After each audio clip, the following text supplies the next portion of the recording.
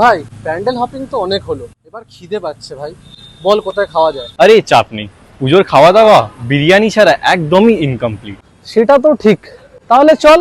নাগের বাজারে তো শুনলাম সালতানাত খুলেছে। ট্রাস্ট মি গাইস, যদি সত্যি রাজার মতন ambience and true taste experience করতে চাও, then you are at the right place. Mutton biryani হোক বা চিকেন বিরিয়ানি, 200 গ্রামের পিস তো পাবেই পাবে, তার মানে হিউজ পোর্শনের সাথে হিউজ পিসও। We also had chicken chaap and chicken Lahori, মানে রিচ টেস্টের সাথে রিচ আরোমা, একটা আলাদাই এক্সপিরিয়েন্স। কাবাবের কথা কিন্তু ভুললে হবে না, মানে মুখে দিতেই মিশে গেল, লাইক এতটাই জুসি। আর শেষ পাতে বিরিয়ানির সাথে ফিরনি না হলে চলে বলো। We also tried there Shahi phirni and Kesari phirni, which was just cherry on top. তাহলে পুজো, ফ্রেন্ডস আর বিরিয়ানি, এবার হলো তো কমপ্লিট পুজো।